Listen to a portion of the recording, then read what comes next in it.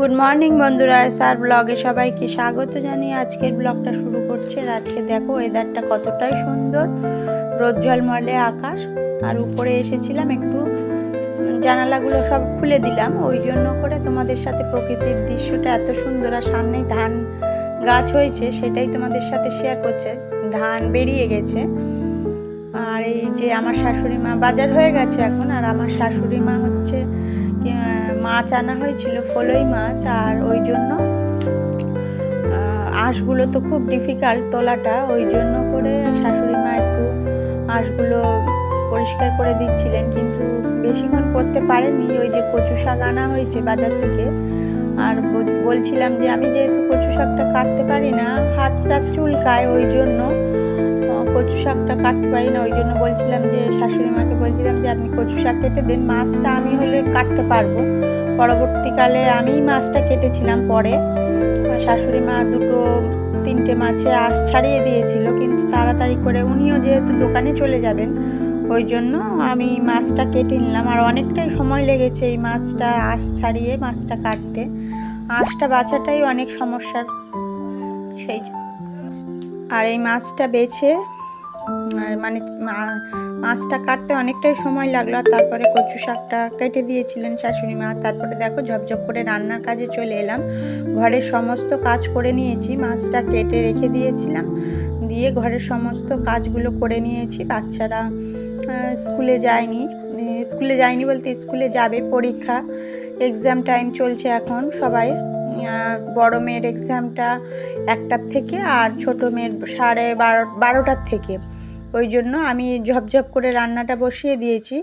রান্নাটা করে নিয়ে তারপরে একসঙ্গে বেরোবো, সবাই ওদের স্কুলে পৌঁছে দিয়ে আমি চলে যাব। আমি যেহেতু ট্রেনিংয়ে যাব, ওই জন্য করে তাড়াতাড়ি ঝপঝপ করে রান্নাটাও কমপ্লিট করে নিচ্ছি। সকালে সমস্ত কাজ করেছি, কিন্তু এখনও স্নান সেরে পুজোটা দেওয়া হয়নি। কেননা রান্নাটা যদি ঝপঝপ করে নিতে পারি, তাহলে করে নিয়ে তারপরে যদি সময় থাকে পুজোটা দেব, না হলে শাশুড়ি মাকে বলেছি দেওয়ার জন্য।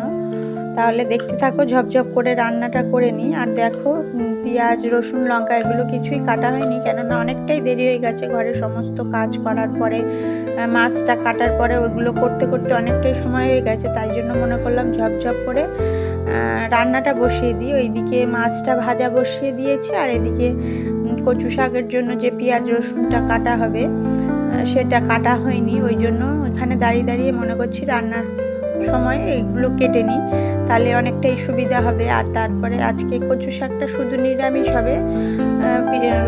সব দিন তো চিংড়ি মাছ দিয়ে হয়, কিন্তু আজকে আর চিংড়ি মাছ দেবো না, পেঁয়াজ রসুন দিয়ে শুধু করে নেব। আর মাছটা ডাঁটা আলু দিয়ে ঝোল করে নেব। আর বাচ্চাদের জন্য দেখি একটু কিছু রান্না করতে পারি কি না, নাহলে রাত্রের দিকে করব। এখনই যাও আলু টালু ভেজে দেবো, ওই দিয়ে খাওয়া হয়ে যাবে। আর এখন তো ওরা খেয়ে যাবে না, সকালে যেহেতু খাওয়া হয়েছে। আর এই রান্নাটা দুপুরের জন্য হচ্ছে, ওরা স্কুল থেকে আস্তে আস্তে দেরি হয়ে যাবে, 1টা 2টো 2:30 3টে বেজেই যাবে। পরীক্ষা দিয়ে আস্তে আস্তে দেরি হয়ে যাবে, ওরা একা একাই চলে আসবে। ওই জন্য দুপুরের রান্নাটা সেরকম ওদের জন্য একটু আলু টালু ভাজবো, না হলে ডাল টাল কিছু একটা করে নেব। আর তাহলে দেখতে থাকো বন্ধুরা, ঝপঝপ করে রান্নাটা কমপ্লিট করে নিই।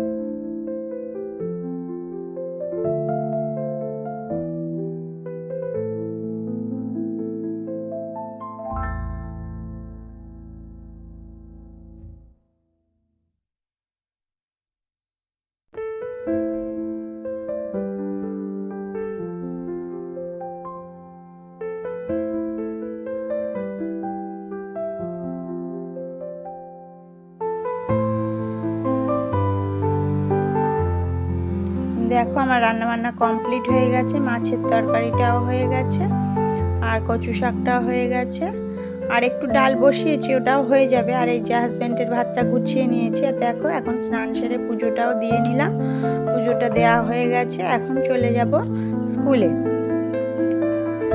ওদেরকে দিয়ে দেবো। গুড ইভিনিং বন্ধুরা, এখন হচ্ছে সন্ধ্যা 6টা বাজে। সন্ধ্যে টন্ধে দিয়ে নিয়েছি, চা খেয়ে মেয়েকে পড়তে বসাবো। টাটা বন্ধু।